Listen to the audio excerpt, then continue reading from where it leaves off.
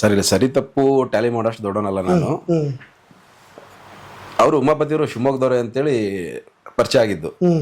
ಇಲ್ಲಿ ಹೊಸನಗರಕ್ಕೆ ಶಿವಮೊಗ್ಗ ಬಂದಿದ್ರು 3 ದಿವಸ ಯಜಮಾನ್ರು. ಅವ್ರ ಜೊತೆಗೆ ಅವರು ಬಂದಿದ್ರು, ಟ್ರಾವೆಲ್ ಮಾಡ್ಕೊಂಡು ಬಂದಿದ್ರು. ನಾವು ಮಾಮೂಲಿ ಶಿವಮೊಗ್ಗ ಬಂದ್ರೆ ಜೊತೆಗಿರ್ತೀವಲ್ಲ ಹಂಗಿದ್ದಿದ್ದು. ಆಮೇಲೆ ಯಜಮಾನ್ರೇನೆ ಉಮಾಪತಿ ಅಂತಪ್ಪ, ನೆಕ್ಸ್ಟು ಇವರೇ ಪ್ರೊಡ್ಯೂಸ್ ಮಾಡೋದು ಅನ್ನೋದಾದ್ರು ಅಂತೆಲ್ಲ ಪರಿಚಯ ಮಾಡಿದ್ರು. ಇವಾಗ 3 ದಿವಸ ಇದ್ವಿ ಅಂದಮೇಲೆ ಕ್ಲೋಸ್ನೆಸ್ ಎಲ್ಲ ಗೊತ್ತಿರುತ್ತಲ್ಲ ನಿಮಗೆ. ಅದೇ ಥರ ಕ್ಲೋಸಲ್ಲಿ ಇದ್ದಿದ್ದು. ಅವರು ಬಾಸ್ ಅನ್ಕೊಂಡೆ ಇದ್ದಿದ್ದು. ಲಾಸ್ಟ್ ದಿವಸ ಪ್ಯಾಕಪ್ ಮಾಡುವಾಗ, ಪ್ಯಾಕಪ್ನೆಲ್ಲ ಪ್ಯಾಕ್ ಮಾಡ್ಕೊಂಡು ನಾವು ಹೊರಡುವಾಗ ಬಾಸ್ದು ಬ್ಯಾಗ್ ಎಲ್ಲ ತಗೊಂಡು ಡ್ರೈವರ್ ತೊಗೊಂಬರ್ತಾ ಇರ್ತಾರೆ. ನಾನು 1-2-3 ಬ್ಯಾಗ್ ಎತ್ತಿರ್ತಾ ಇರ್ತೀವಿ. ಯಜಮಾನ್ರದ್ದು ಶೂ ಇತ್ತು. ನಾನು ಶೂ ಹಿಂಗೆ ಕೈ ಹಾಕಿದ್ದೆ. ಅವರು ಡೋರ್ ಹತ್ರ ಇದ್ದಿದ್ದು, ಇಲ್ಲಿದ್ದು ಮಂಚದ ಹತ್ರ ಅವ್ರದ್ದು ಸ್ಲಿಪ್ಪರ್. ನಾನು ಕೈ ಹಾಕಿ ಹೋಗಿದ್ದೆ, ಅಲ್ಲಿಂದ ಬಂದು ತಲೆ ಕೊಡ್ತಿದ್ರು ಮುಚ್ಕೊಂಡು. ಅದಕ್ಕೆ ಅವರೇ ನೀನು ನಡೆಯೋ ಅಂತ. ಸರಿ ಆಯ್ತು ಅಂತೇಳಿ ನಾನು ಬಂದು, ಈಗ ನನ್ನ ಮೇಲೆ ಇಟ್ಟಿರೋ ಪ್ರೀತಿ ಅಂತ ನಾವು ಬಂದ್ವಿ ಹೊರಗೆ. ಗಾಡಿ ಇಟ್ಟು ತಿರುಗಿ ನೋಡಿದ್ರೆ ಉಮಾಪತಿದು ಶೂ ಇಟ್ಕೊಂಡ್ಬರ್ತಾವ್ರು ನಮ್ಮ ಬಾಸ್. ಉಮಾಪತಿದು. ನಾನು ಓಡೋದೆ, ನೀವ್ಯಾಕೆ ಇಟ್ಕೊಂಡ್ಬರ್ತಾ ಇದ್ದೀರಾ ಅಂತೇಳಿ. ಅವರು ಅನ್ನದಾತರು, ನಾವು ಅವ್ರು ಏನು ಮಾಡಿದ್ರು ಕಮ್ಮಿನೇ. ಇದು ಉಮಾಪತಿ ಎದುರಿಗೆ ಹೇಳಿದೆಲ್ಲ ಮಾತಿದ್ದು, ನನ್ನ ಹತ್ರ ಹೇಳಿದ ಮಾತದು. ಅದಕ್ಕೆ ನಾನು ಸಾಕ್ಷಿ. ನಮ್ಮ ಹುಡುಗರು ಬಂದಿದ್ರು, ಅವ್ರ ಎದುರುಗಡೆನೆ ಹೇಳಿದ್ದು ಮಾತಿದ್ದನ್ನ. ನಾವು ಇವಾಗ ಹೇಳ್ತೀವಲ್ಲ, ಹೋಗ್ತಾನೆ ಕ್ಲೋಸ್ ಆಗೋದಲ್ವಾ. ಆವಾಗ ಇನ್ನೂ ಒಂದು ಸ್ಟೆಪ್ ಹತ್ರ ಆಗ್ಬಿಟ್ಟೆ ನಾನು ಯಜಮಾನ್ರಿಗೆ. ನಾನು ಅವ್ರ ಎದುರುಗಡೆ ಕುತ್ಕೊಂತಿರ್ಲಿಲ್ಲ, ಅವ್ರ ಎದುರುಗಡೆ ಊಟ ಮಾಡ್ತಾ ಇರಲಿಲ್ಲ. ಆಮೇಲೆ ಅವರೇ ಸಿಂಗಲ್ ಆಗಿದ್ದಾಗ ಹೆಗ್ಲ ಮೇಲೆ ಕೈ ಹಾಕಿ, ಯಾಕೆ ಈಗ ಆಯ್ತಾನೆ ಜೊತೆಗಿದ್ದೀವಿ ತಾನೆ ಅಂತ ಹೇಳಿ ಸ್ಟಾರ್ಟ್ ಮಾಡಿಸಿದ್ದು. ಆ ನಿಯತ್ತು ಅವ್ರು ಉಳಿಸ್ಕೊಳ್ಲಿಲ್ಲ.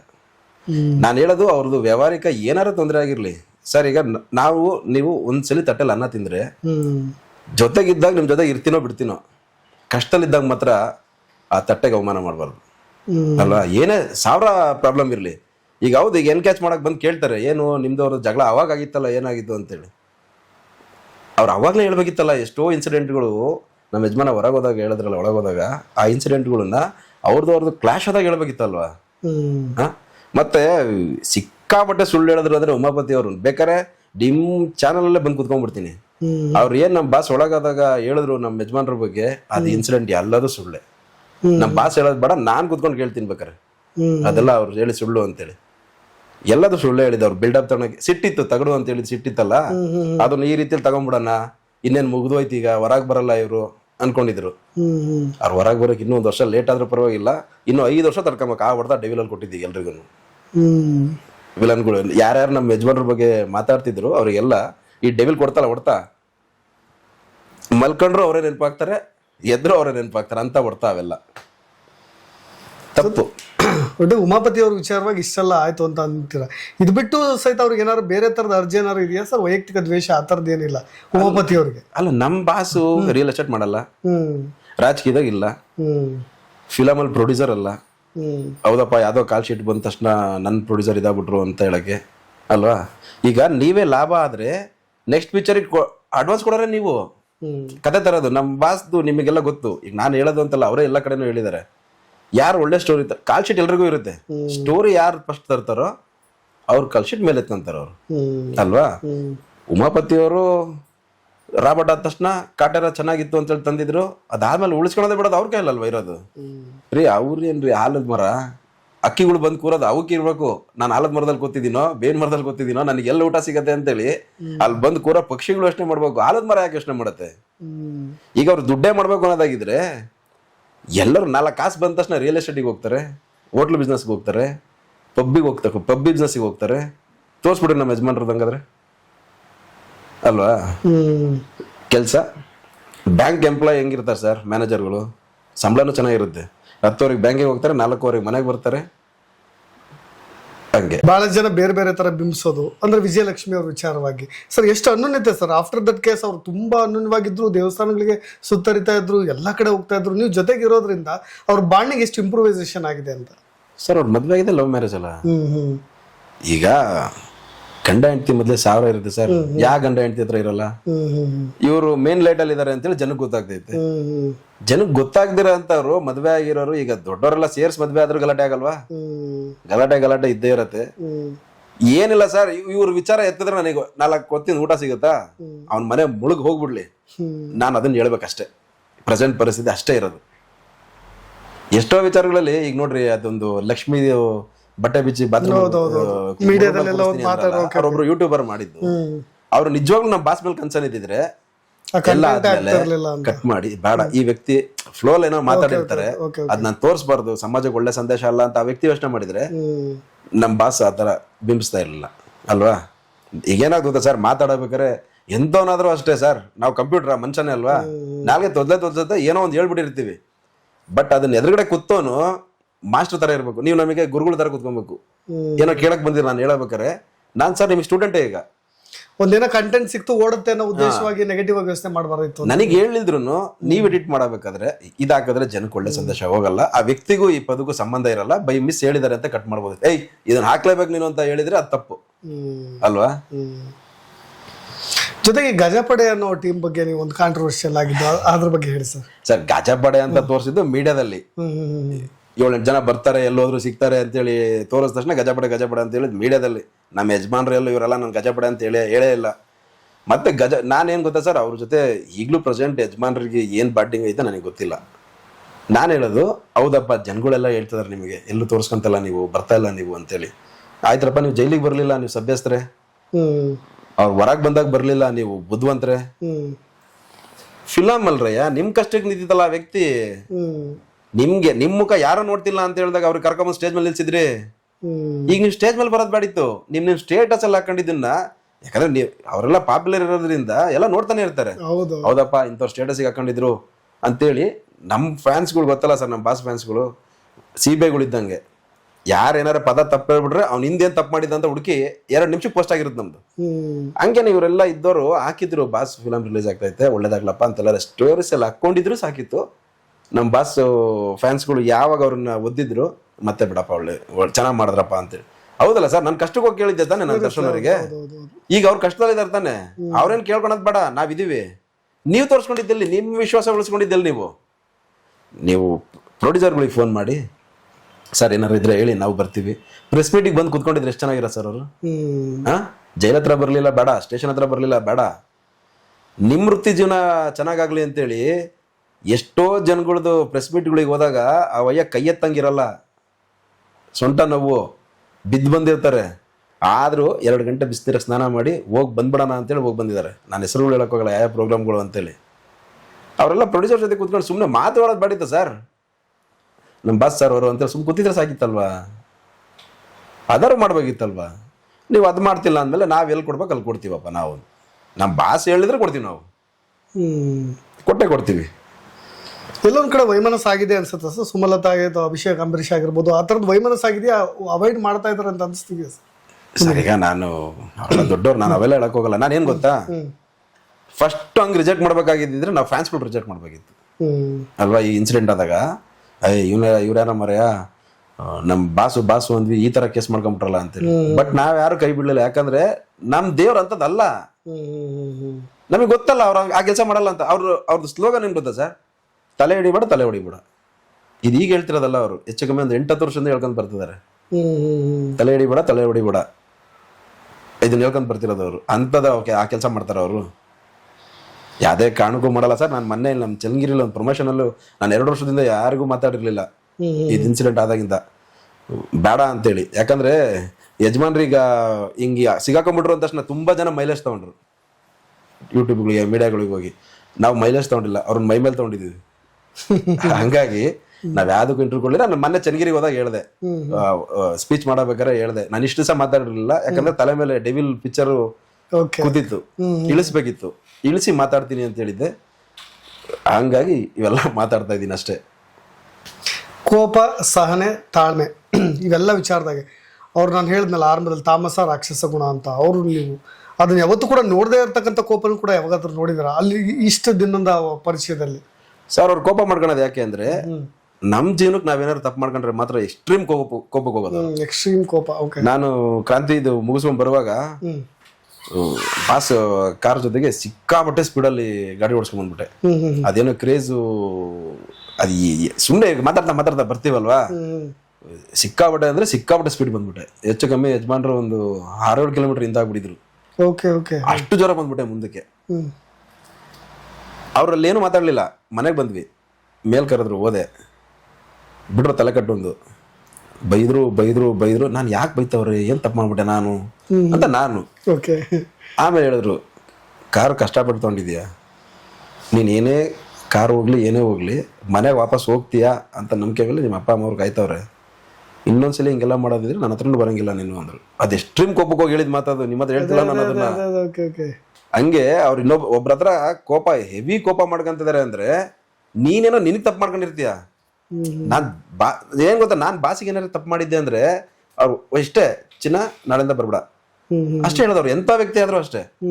ನಾನ್ ನನಗೇನಾದ್ರು ತಪ್ಪು ಮಾಡ್ಕೊಂಡಿರ್ತೀನಲ್ಲ ಅವ್ರ ಜೊತೆಗಿದ್ದೆ, ಅವಾಗ ಅವ್ರದ್ದು ಎಕ್ಸ್ಟ್ರೀಮ್ ಕೋಪಕ್ಕೆ ಹೋಗೋದು. ಇದುವರೆಗೂ ಹೋಗಿರೋ ಎಕ್ಸ್ಟ್ರೀಮ್ ಕೋಪ ಎಲ್ಲ ಹಂಗೆ ಆಗಿರೋದು, ಜನಕ್ಕೆ ಅರ್ಥ ಆಗಲ್ಲ ಅಷ್ಟೇ. ಅದು ಅವ್ರಿಗೆ ಭಾರಿ ಕೋಪ ಅನ್ಕೊಂತೀವಿ.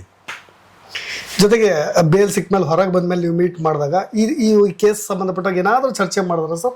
ಈ ತಪ್ಪು ಒಪ್ಪಿನ ವಿಚಾರವಾಗಲಿ ಏನಾಗಿದೆ ಅನ್ನೋ ವಿಚಾರವಾಗಿ ಏನಾದರೂ ಡಿಸ್ಕಸ್ ಮಾಡಿದ್ರ? ಅಲ್ಲ, ನಾವ್ ಕೇಳಿದ್ರೆ ಅವ್ರು ಹೇಳ್ತಿದ್ರೆ ಅನ್ನೋ ಗೊತ್ತಿಲ್ಲ, ಬಟ್ ನಾವು ಕೇಳಲಿಲ್ಲ. ಯಾಕಂದ್ರೆ ಅದು ಅವ್ರು ಮಾಡಲ್ಲ ಅಂತ ಗೊತ್ತು ನಮ್ಗೆ. ಅವರು ನಮ್ಮ ಹತ್ರ ಈಗ ಕಳ್ಳನ್ ಮನ್ಸು ಉಳ್ಳುಳಿಗೆ ಅಂತ ಗೊತ್ತಾ, ಅಕಸ್ಮಾತ್ ಏನಾರ ಅದಾಗಿದ್ರೆ ನಮ್ಮನ್ನೆಲ್ಲ ಮೀಟ್ ಆಗ್ತಿರ್ಲಿಲ್ಲ, ಫ್ಯಾನ್ಸ್ಗಳನ್ನ ಹತ್ರ ಬಿಡ್ಕೊಂತಿರ್ಲಿಲ್ಲ. ಈಗ ಎಂತವ್ರಿಗಾದ್ರೂ ಗಿಲ್ಟ್ ಇದ್ಬಿಡುತ್ತಲ್ಲ, ಇವರೆಲ್ಲ ಅಷ್ಟು ಪ್ರೀತಿ ಹಚ್ಕೊಂಡಿದ್ದಾರೆ ಅನ್ನೋ ತರ ಅದ್ ಅವ್ರ ತಲೆಲೂ ಬರ್ಲಿಲ್ಲ, ಫ್ಯಾನ್ಸ್ಗಳು ನಮ್ ತಲೆಗೂ ಬಂದಿಲ್ಲ. ಅದು ಗೊತ್ತು ಅವ್ರಿಗೆ ಹಾಳು ಮಾಡ್ಬೇಕು ಅಂತೇಳಿ ಇವತ್ತಿಂದ ಕಾಯ್ತಿರೋದಲ್ಲ. ಸರ್ ಆಕ್ಸಿಡೆಂಟ್ ಆಯ್ತು ಸರ್, ಅಲ್ಲಿ ಹೊಡಿಬೇಕಂತ ನೋಡಿದ್ರು, ಆಗ್ಲಿಲ್ಲ. ಪಬ್ ಕೇಸ್ ಆಯ್ತು ಸರ್, ಅಲ್ಲೇನಾರು ಎದುರಿಸ್ಬೋದು ಅಂತ ನೋಡಿದ್ರು, ಅಲ್ಲ ಆಗ್ಲಿಲ್ಲ. ಇನ್ ಸಿಗಿಸ್ಬೇಕು ಒಬ್ಬ ಮನುಷ್ಯಂಗೆ ತೀರಾ ತಳ್ತೀನಿ ಅಂದ್ರೆ ಎಲ್ಲಿ ತಂಗ ತಳ್ಬೋದು, ಅವ್ನು ಎದ್ದಣಕ್ಕಾಗ್ಲಿಲ್ಲ ಜಾಗ ತಳ್ತೀನಿ ಅಂತ ಮ್ಯಾಟ್ರ್ ಮಾಡ್ಬೋದು ನಾವು. ಆ ಮ್ಯಾಟ್ರ್ ಆಗಿದೆ ಅಷ್ಟೇ. ಈ ಕಾದು ಹೊಡಿತಾರೆ ಅಂತಾರಲ್ಲ, ಹಂಗೆ ಕಾದು ಕಾದು ಕಾದು ಮಾಡಿದ್ದಾರೆ. ಈಗ ನಾವು ಕಾಯ್ತಾ ಇದೀವಿ, ನಾವು ಹೊಡಿತೀವಿ. ರೇಣುಕ ಸ್ವಾಮಿ ಸಮಾಧಿ ಧ್ವಂಸ ಆಗಿರೋ ವಿಚಾರ ನೀವು ಗಮನಿಸಿದ್ದೀರಿ ಅನ್ಕೊಳ್ತೀನಿ. ಯಾರು ಮಾಡ್ರು ಸರ್? ದರ್ಶನ್ ಫ್ಯಾನ್ಸ್ ಅನ್ನೋ ರೀತಿಯ ಬಿಂಬಿಸ್ತಾ ಇದ್ದಾರೆ ಸರ್. ಈಗ ನಿಮಗೂ ಈಗ ನನ್ನ ಮನೇಲಿ ಒಂದು ಮದುವೆ ಇರುತ್ತೆ, ನಾನು ನನ್ನ ಮನೆ ಮದುವೆ ಕಡೆ ಗಮನ ಕೊಡ್ತೀನೋ, ಪಕ್ಕದ ಮನೆ ತಿಥಿ ಊಟದ ಬಗ್ಗೆ ಗಮನ ಕೊಡ್ತೀನ ನಾನು? ಅಲ್ಲ ಹೇಳ್ರಿ, ಯಾವ್ದ್ರ ಬಗ್ಗೆ ಗಮನ ಕೊಡ್ತೀನಿ ನಾನು? ಮದುವೆ ಬಗ್ಗೆ. ನಾನು ನನ್ನ ಮನೆ ಕೆಲಸದ ಬಗ್ಗೆ ಮಾಡ್ತೀನಿ. ನಮ್ಮ ಯಜಮಾನ ಒಳಗವ್ರೆ, ನಾವೆಲ್ಲ ಯಾಕೆ ಇಷ್ಟ ಮಾಡಿದ್ದು ಅಂದ್ರೆ ನಾವೆಲ್ಲ ಚೆನ್ನಾಗಿ ಮಾಡಿ ಫಿಲಮ್ ಗೆಲ್ಲಿಸಿದ್ರೆ ನಮ್ಮ ಬಾಸಲ್ಲಿ ನಗ್ತಾರೆ ಅಲ್ವಾ, ಅವ್ರ ನಗುಗೋಸ್ಕರ ನಾವ್ ಇದೆಲ್ಲ ಮಾಡ್ತಾ ಇರೋದು. ಈಗ ನಾವಲ್ಲಿ ಸಮಾಧಿ ಹೊಡ್ದಿ ನಾಳೆ ಗೊತ್ತಾಗ್ದಲ್ಲ ಇರತ್ತ ಸರ್. ಈಗ ಟೆಕ್ನಾಲಜಿ ಎಷ್ಟು ಮುಂದುವರೆದ ಹೇಳ್ರಿ ನಾವು, ಅಲ್ವಾ? ಅದೇನಾರು ಆಯ್ತಪ್ಪ ಇನ್ಸಿಡೆಂಟು, ಬಾಸ್ ಫ್ಯಾನ್ಸೇ ಮಾಡಿದಾರಪ್ಪ ಅಂದ್ರೆ ಮತ್ತು ಅಳದ ಯಾರು? ಅವರೇ ಅಲ್ವಾ ಸರ್. ನಾವಂತರೂ ಅವ್ರಿಗೆ ಇನ್ಸಿಡೆಂಟ್ ಆದಾಗಿಂದ ನಮ್ಮ ಬಾಸ್ ಫ್ಯಾನ್ಸ್ಗಳು ನಾವೆಲ್ಲರೂ ಕೂಡ ಅವ್ರ ತಲೆ ಬಗ್ಸೋ ಕೆಲಸ ನಾವ್ ಯಾವತ್ತೂ ಮಾಡಿಲ್ಲ. ಆಗ್ತಿರೋದೆಲ್ಲ ನಮ್ಮನ್ನ ತಲೆ ಬಗ್ಗಿಸ್ಬೇಕು ಅಂತ ಮಾಡ್ತಿರೋದು ಬಿಟ್ರೆ ನಾವ್ ಯಾವತ್ತೂ ಆ ಕೆಲಸ ಮಾಡಿಲ್ಲ, ಮಾಡೋದು ಇಲ್ಲ, ಮಾಡೋಕ್ಕೂ ಬಿಡಲ್ಲ ನಮ್ ಗಮನಕ್ಕೆ ಬಂದ್ರೆ. ಸಂಬರ್ಗಿ ವಿಚಾರವಾಗಿ ಅವ್ರು ಎಲ್ಲ ದರ್ಶನ್ ಕೇಸ್ ಅಂತ ಬಂದಾಗ ಕೆಲವೊಬ್ಬ ವ್ಯಕ್ತಿಗಳಿದ್ದಾರೆ, ಅವರು ಹಾಗೆ ಬಂದ್ಬಿಡ್ತಾರೆ, ಮಾತಾಡ್ತಾರೆ, ಹೆಗರ್ತಾರೆ, ಜೊತೆ ಒಂದಿಷ್ಟು ಆರೋಪಗಳನ್ನು ಮಾಡ್ತಾರೆ. ದರ್ಶನ್ ವಿಷಯವಾಗೂ ಕೂಡ ಪ್ರಶಾಂತ್ ಸಂಬರ್ಗಿ ಅವ್ರು ಭಾಳ ಗುರುತಿಸ್ಕೊಳ್ಳೋಕೆ ನೋಡ್ತಾರೆ ಅನ್ನೋ ಒಂದು ಅಪವಾದ ಇದೆ. ಅವ್ರು ಹೇಳಿದ್ದು ಕೂಡ ಒಂದು ದರ್ಶನ್ ಟೀಮ್ ಇದೆ, ಅವ್ರು ಜೈಲಲ್ಲಿ ಇರಲಿ ಎಲ್ಲೇ ಇರಲಿ ಅವ್ರಿಗೊಂದು ಪೇಮೆಂಟ್ ಅನ್ನೋ ರೀತಿಯಾಗಿ ಬರ್ತಾ ಹೋಗುತ್ತೆ, ಅವ್ರು ಆ ಕೆಲಸವನ್ನ ತೆರೆ ಮರೆಯಲ್ಲಿ ಮಾಡ್ತಾರೆ ಅಂತ. ಈ ಕೇಸ್ಗೆ ಸಂಬಂಧಪಟ್ಟಾಗ, ಈ ಆರೋಪಕ್ಕೆ ಸಂಬಂಧಪಟ್ಟಾಗ ಈಗ ಅವ್ರ ಹೆಸರು ಸಂಬರ್ಗಿ ಅಲ್ಲ, ಪ್ರಶಾಂತ್ ಸಂಬರ್ಗಿ. ಅವ್ರಿಗೆ ನಾನು ಒಂದು ಮಾತೆಲ್ಲ ಇಷ್ಟಪಡ್ತೀನಿ, ನಾವು ಅವಾಗಲೇ ಆನ್ಸರ್ ಕೊಡ್ಬೇಕಿತ್ತು ಇದಕ್ಕೆ. ಬಟ್ ನಮ್ಮ ತಲೆ ಮೇಲೆ ಇದು ಈ ಸಮಸ್ಯೆ ಇತ್ತು ಅಂತ ನಾವು ಆನ್ಸರ್ ಕೊಡಲಿಲ್ಲ. ಮತ್ತೆ ಡೆವಿಲ್ದೊಂದು ಇತ್ತು ನಮಗೆ, ಏನೋ ಒಂದು ಬಂದ್ಬಿಟ್ರೆ ಮತ್ತೆ ಆಮೇಲೆ ಇದಾಗಬಾರ್ದು, ಆಕ್ಷನ್ ಆಗ್ಬಾರ್ದು ಅಂತೇಳಿ. ಸರ್ ಈಗ ನಮ್ಮ ಯಜಮಾನ್ರು ₹1 ಇಸ್ಕೊಂತಾರೆ ಒಂದು ಪಿಕ್ಚರ್ಗೆ. ಫಿಲಮಿಗೆ ಒಂದು ₹5 ಖರ್ಚಾಗಿರುತ್ತೆ ಪ್ರೊಡ್ಯೂಸರ್ಗೆ. ನಾವು ಫ್ಯಾನ್ಸ್ ಖರ್ಚು ಮಾಡೋದೇ ಸರ್ ₹2 ₹3.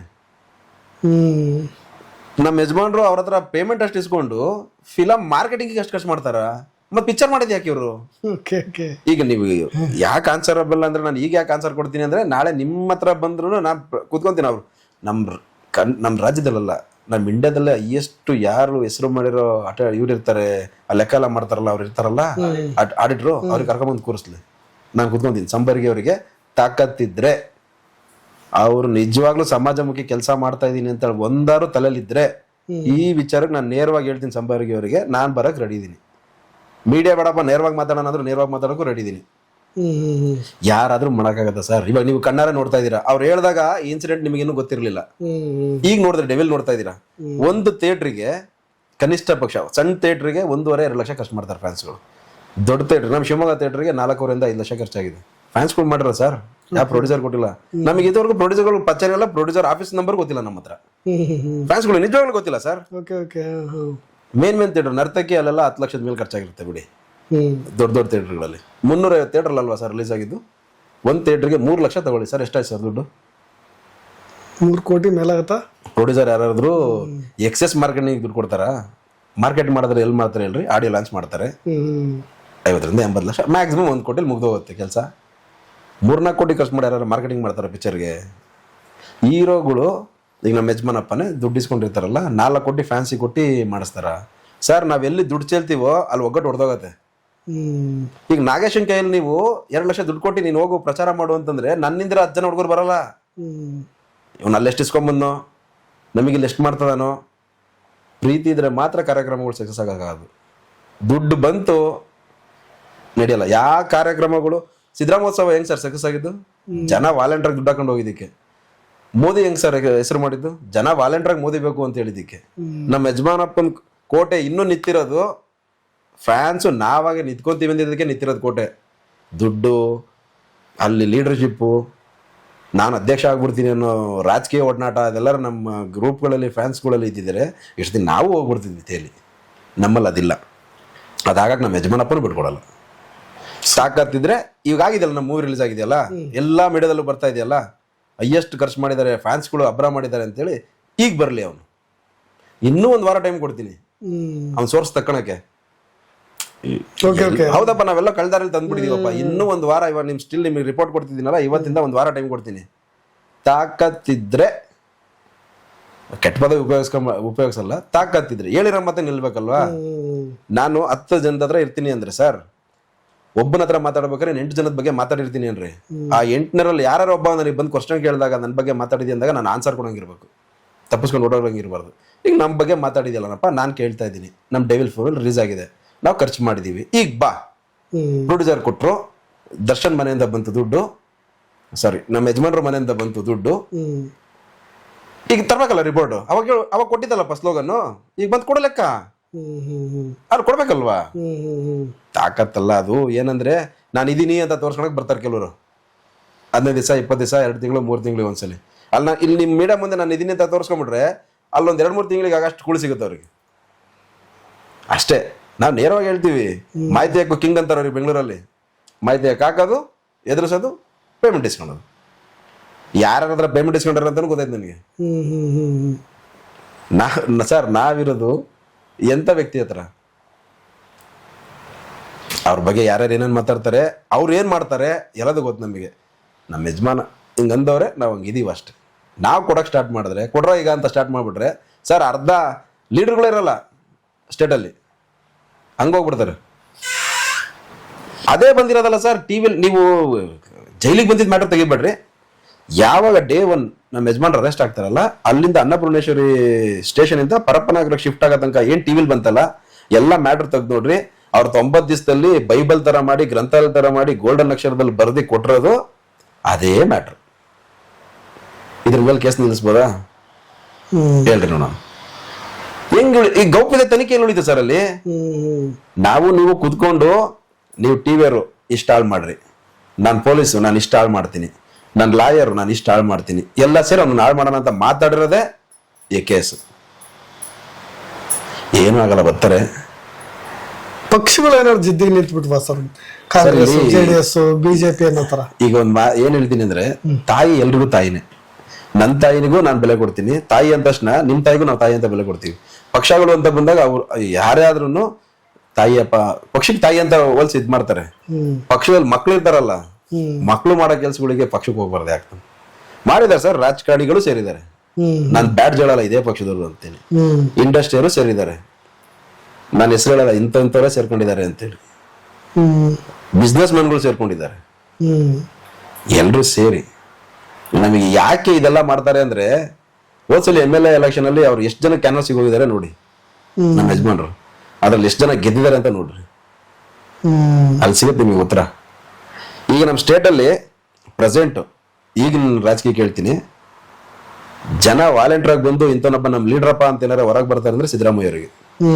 ಆ ಚಾನ್ಸ್ ಇರೋದು DK ಶಿವಕುಮಾರ್ ಅವರಿಗೆ. ಅದು ಬಿಟ್ರೆ ನಮ್ಮ ಯಜಮಾನಂಗೇನ. ಅದ್ ನಾವ್ ಹೆಮ್ಮೆಯಿಂದ ಹೇಳ್ತೀವಿ. ಯಾಕಂದ್ರೆ ಉದಾಹರಣೆ ಎಷ್ಟೋ ಸಲ ನೋಡಿದೀರಿ ನೀವು, ವರ್ಷ ನೋಡ್ಕೊಂತಾನೆ ಬರ್ತಾ ಇದ್ದೀರಾ ಅಲ್ವಾ. ಅವರು ಹೆಲ್ಪ್ ಮಾಡ್ರಿ ಅಂತಿದ್ದಕ್ಕೂ ನಿಂತಿದೀವಿ, ಅವ್ರ ಕಷ್ಟ ಇದ್ದಾಗಲೂ ನಿಂತಿದೀವಿ, ಪಿಕ್ಚರ್ಗೆ ಬೇರೆ ಕಡೆ ತೊಂದರೆ ಕೊಡ್ತಾ ಇದಾರೆ ಅಂದಾಗಲೂ ನಿಂತಿದೀವಿ. ಅವ್ರೊಂದು ಕರೆ ಕೊಟ್ರೆ ಮತ್ತೆ ನಿಲ್ಲಲ್ಲ ಇದಕ್ಕೆ ನಾವು. ನಾನು ಹೇಳ್ತಾ ಇದ್ದೀನಲ್ಲ, ಅವ್ರ ತಲೆಗೆ ನಾನೇನಾರ ಮಾಡ್ಬಿಡೋಣ ಅನ್ನೋದು ಬರೋದಕ್ಕಿಂತ ಮುಂಚೆ ಈಗ ಪ್ರೆಸೆಂಟ್ ಇರೋರೇ ಅವ್ರನ್ನ ಯೂಸ್ ಮಾಡ್ಕೊಂಬೋದಿತ್ತು. ಅಷ್ಟು ಮ್ಯಾನ್ ಪವರ್ ಇದೆ ಏನ್ ಹತ್ರ. ಉಳಿಸ್ಕೊಳಕ್ಕೆ ಯೋಚನೆ ಮಾಡ್ಲಿಲ್ಲ. ಚೇರ್ ಉಳಿಸ್ಕೊಳೋ ಯೋಚನೆ ಮಾಡೋ ಬದಲು ಈ ವೈನ್ ಉಳಿಸ್ಕೊಂಡ್ಬಿಟ್ಟಿದ್ರೆ ಇವತ್ತು ಯಾರು ಮಾತಾಡಂಗಿರ್ಲಿಲ್ಲ ಅಂತ ವ್ಯಕ್ತಿ. ಈಗ ದಸರಾಗೆ ಸರ್ ಆನೆ ರೆಡಿ ಮಾಡ್ತೀವಿ, ಮೈಸೂರು ಸಿಟಿ ಪೂರ್ತಿ ರೆಡಿ ಮಾಡ್ತೀವಿ, ಅಲಂಕಾರ ಮಾಡ್ತೀವಿ. ವಿಶ್ವ ಪ್ರಸಿದ್ಧ ಆನೆ ಮೇಲೆ ಗುರುತ್ತಲ್ಲ ಅಂಬರಿ, ಅದಕ್ಕೇನಾರು ರೆಡಿ ಮಾಡಕ್ಕಾಗತ್ತ? ಬಣ್ಣ ಹೊಡಿತಾರ ಅದಕ್ಕೆ? ಬಣ್ಣ ಹೊಡಿತಾರ ಸರ್? ಅದು ಒರಿಜಿನಲ್ ಕ್ವಾಲಿಟಿ. ಹಂಗೆ ನಮ್ಮ ಯಜಮಾನ ಅದು ಒರಿಜಿನಲ್ ಕ್ವಾಲಿಟಿ ಉಪಯೋಗಿಸ್ಕೊಳಕ್ ಬರ್ತಾ ಇಲ್ಲ ಇವರಿಗೆ, ನಾವು ಉಪಯೋಗಿಸ್ಕೊಂತೀವಿ. ನಾನಂತೂ ಹೇಳ್ಬಿಟ್ಟಿದ್ದೀನಿ ಸರ್, ಫಿಲಮು ಲೈನ್ ಅಪ್ ಬಿಡ್ಕೊಂಡು ಯಜಮಾನ್ರೆ ನಾವು ಹೋಗ್ಬಿಡೋಣ ಅಂತೇಳಿ ಐ ಅಂತಾರೆ. ಅವ್ರು ಇನ್ನೂ ಆಸೆನೆ ಪಟ್ಟಿಲ್ಲ, ಇಷ್ಟ ಎದುರುತ್ತವ್ರು ಇವರು. ಅವ್ರೆಲ್ಲಾರು ಆಸೆ ಪಟ್ಬಿಟ್ರೆ ಸರ್, ನೀವು ಯಾರು ಅಕ್ಕಪಕ್ಕ ಸ್ಟೇಟ್ ಇಂದೆಲ್ಲ ಇದುವರೆಗೂ ಮಾಡೋದೆಲ್ಲ ರೆಕಾರ್ಡ್ ಬ್ರೇಕೆ ಅವರು ಇಂಡಸ್ಟ್ರಿಯಲ್ಲಿ. ಈಗೆಲ್ಲರ ಈ ಫೀಲ್ಡಿಗೆ ಬಂದ್ಬಿಟ್ರು ಅಂದ್ರೆ ಮತ್ತು ರೆಕಾರ್ಡ್ ಬ್ರೇಕೆ. ಹೋದ್ಸಲಿ ಗ್ರಾಮ ಪಂಚಾಯತಿ ಎಲೆಕ್ಷನ್ ಆಯ್ತಲ್ಲ, ಎಷ್ಟು ಜನ ಅಭಿಮಾನಿಗಳು ಗೆದ್ದಿದ್ರು ಗೊತ್ತಾ? ಎಷ್ಟು ಜನ ಬಂದ್ಬಿಟ್ಟು ಅವ್ರ ಹತ್ರ ಆಶೀರ್ವಾದ ತಗೊಂಡೋಗಿದ್ರು ಗೊತ್ತಾ? ಅವ್ರ ಅದನ್ನ ಎನ್ಕರೇಜ್ ಮಾಡೋದಾಗಿದ್ರೆ ಅವಾಗಲೇ ಹೇಳ್ಬಿಡ್ಬೋದಿತ್ತು, ನನ್ನ ಅಭಿಮಾನಿಗಳು ಇಷ್ಟು ಜನ ಗ್ರಾಮ ಪಂಚಾಯತಿ ಗೆದ್ದಾರೆ ಅಂತ. ನಾವ್ ಹೇಳಿದ್ವಿ ಅದನ್ನ ಹೇಳೋಣ ಅಂತೇಳಿ, ಬೈದ್ರು ನಮಗೆ. ನೀವು ನಿಮ್ ವರ್ಚಸ್ ಮೇಲೆ ಗೆದ್ಕೊಂಡ್ ಬಂದಿರ್ತೀರಾ, ನನ್ನ ಹತ್ರ ಏನೋ ಬಂದ್ 2 ಸಲ ಫೋಟೋ ತೆಗೆಸ್ಕೊಂಡು ಹೋಗಿದ್ದೀರಾ ಅಂತ ತಕ್ಷಣ ಅದನ್ನ ನಾನು ಎನ್ಕರೇಜ್ ಮಾಡ್ಕೊಳಲ್ಲ, ನಿಮ್ ಮುಖ ನೋಡೇ ಓಟ್ ಹಾಕೋದಲ್ಲಿ ಅಂತ ಹೇಳಿದ್ರು ನಮ್ಮ ಬಾಸ್. ನನಗೆ ಹೇಳಿದಾರೆ, ನಾನು ಗ್ರಾಮ ಪಂಚಾಯತಿ ಉಪಾಧ್ಯಕ್ಷ ಆಗಿದ್ದೆ. ನಾನು ಹೇಳಿದ್ದಕ್ಕೆ ನಾನು ಹೇಳ್ದೆ ಈ ತರ ಹಿಂಗಾಗಿದೆ ಯಜಮಾನ್ರೆ ಅಂತೇಳಿ. ನೀವು ನಿಮ್ಮ ವರ್ಚಸ್ ಮೇಲೆ ಗೆದ್ದಿರೋದು, ನಾನು ಅಭಿಮಾನ ಇಟ್ಕೊಂಡಿದ್ದೀರಾ. ನಾನು ಹೇಳಿದ್ನ ನಾಗೇಶನ್ ನಿಲ್ತಾನೆ, ಸುರೇಶನ್ ನಿಲ್ತಾನೆ, ಕೃಷ್ಣಮೂರ್ತಿ ನಿಲ್ತಾನೆ ಅಂತ ಎಲ್ಲರೂ ನಾನು ಬಂದು ಹೇಳ್ಕೊಂಡಿದ್ನ ನಿಮಗೆ. ನಾನು ಅದ್ರ ಉಪಯೋಗ ನಾನು ತಗೊಳಕ್ಕೆ ಮಾಡ್ರಿ, ಬೆಳೀರಿ ಅಂತ ಹೇಳ್ತಾರೆ. ನನಗೂ ನಾನು ಎಷ್ಟು ಹತ್ರ ಎಡುತ್ತೀನಿ, ಫ್ಯೂಚರ್ ಇದೆ ನಿಂದು, ನಾನು ಜಾಸ್ತಿ ಹೇಳಲ್ಲ ಅಷ್ಟೇ ಹೇಳ್ತಿದ್ ನನಗೆ ಅವರು. ನಾನು ಜಾಸ್ತಿ ಬೆಂಗಳೂರಲ್ಲೂ ಕಾಣಂಗಿರ್ಲಿಲ್ಲ. ಫ್ಯೂಚರ್ ಇದೆ ಅನ್ನೋರು ಆಯ್ತು ಸಮಿ ವಾಪಸ್ ಬಂದ್ಬಿಡ್ತಿದ್ದೆ. ದರ್ಶನ್ ಅವ್ರ ವಿಚಾರಕ್ಕೆ ಬಂದ್ರೆ ಅದೊಂದು ಉತ್ಸವ ಮೂರ್ತಿ. ಅಂದ್ರೆ ಉತ್ಸವ ಮೂರ್ತಿ ಹೋಗ್ಬೇಕಾದ್ರೆ ಊರಲ್ಲಿ ಜಾತ್ರೆಗಳಲ್ಲಿ ಅದನ್ನ ಹೋರ್ಲಿಕ್ಕೆ ಹೆಗಲು ಕೊಡ್ಲಿಕ್ಕೆ ಬಹಳ ಜನ ಕಾಯ್ತಾ ಇರ್ತಾರೆ. ನೀವು ಹೆಗಲು ಕೊಡೋರ ಸಂಖ್ಯೆ ಕಡಿಮೆ ಆಗ್ತಾ ಹೋಗುತ್ತೆ ಅಂತ ನೀವು ಭಾವಿಸ್ತಾ ಇರ್ಬೋದು, ಅಥವಾ ಅವ್ರನ್ನ ನಾಶ ಮಾಡ್ತಾ ಹೋದ್ರೆ ಮತ್ತೆ ಈ ಸಂಖ್ಯೆ ಹಿಂದೆ ನಿಂತಿರೋರ ಸಂಖ್ಯೆ ಪಟ್ಟಿ ಕಮ್ಮಿ ಆಗುತ್ತೆ ಅಂತ ನೀವು ಭಾವಿಸ್ತಾ ಇದ್ರೆ ಅದು ಖಂಡಿತವಾಗೂ ಸಾಧ್ಯವಿಲ್ಲ ಅಂತ ಅನ್ಸುತ್ತೆ. ಯಾಕಂದ್ರೆ ಅದನ್ನ ನಾವು ಎಕ್ಸಾಂಪಲ್ ಆಗಿ ಕಣ್ಮುಂದೆ ನಾವು ಕೂಡ ಫೀಲ್ ಮಾಡ್ತಾ ಇದೀವಿ, ನೋಡ್ತಾ ಇದೀವಿ. ಅದೊಂದು ರೀತಿಯಾಗಿ ಒಂದು ಜಾತ್ರೆ ಅನ್ನೋ ರೀತಿಯಾಗಿ ಅವ್ರ ಫ್ಯಾನ್ಸ್ಗಳು ಯಾವಾಗಲೂ ಕೂಡ ಸೆಲೆಬ್ರೇಟ್ ಮಾಡ್ತಾ ಇರ್ತಾರೆ. ಈ ಕೇಸ್ನಲ್ಲೇ ಅಪಾರ್ಟ್ ಫ್ರಮ್ ದಟ್, ನಾನು ರೇಣುಕಾಸ್ವಾಮಿ ಕೇಸ್ನಲ್ಲಿ ತಪ್ಪು ಮಾಡಿದವ್ರಿಗೆ ಶಿಕ್ಷೆ ಆಗುತ್ತೆ. ದರ್ಶನ್ ಈ ಕೇಸ್ನಲ್ಲಿ ಎಷ್ಟು ಪಾತ್ರ ಇದೆ, ಏನಿದೆ ಅನ್ನೋದು ನ್ಯಾಯಾಂಗ ವ್ಯವಸ್ಥೆ ಅದು ನೋಡುತ್ತೆ. ಆದರೆ ಅಭಿಮಾನಿಗಳ ಪ್ರೀತಿ, ಆ ಒಂದು ಅಕ್ಕರೆ, ಆ ಅಭಿಮಾನ ಅದು ಯಾವತ್ತೂ ಕೂಡ ನಿಲ್ಲೋದಿಲ್ಲ. ಅದಕ್ಕೆ ಸಾಕ್ಷಿಯಾಗಿ ನಾಗೇಶ್ ಅಂತವ್ರು ಕೂಡ ಇದ್ದಾರೆ. ಅವ್ರ ಆಪ್ತ ವಲಯದ ಬಳಗದಲ್ಲಿ ಅವ್ರು ಕಣ್ಣಾರೆ ಕಣ್ಣಂತ ಅನುಭವಿಸಿದಂಥ ಅನೇಕ ವಿಷಯಗಳನ್ನ ಇವತ್ತು ಹಂಚ್ಕೊಂಡ್ರು. ನಿಮ್ಮ ಅಭಿಪ್ರಾಯ ಕಮೆಂಟ್ಸ್ ಕೂಡ ಇಂಪಾರ್ಟೆಂಟ್ ಆಗುತ್ತೆ, ಅದನ್ನು ಕೂಡ ತಿಳಿಸ್ಬೋದು ಅಂತ ಹೇಳ್ತಾ ಇನ್ನಷ್ಟು ಅಪ್ಡೇಟ್ಸ್ಗಳೊಂದಿಗೆ ಮತ್ತೆ ಬರ್ತೀನಿ. ನಾನು ರಾಕೇಶ್ ಆರುಂಡಿ, ಧನ್ಯವಾದ.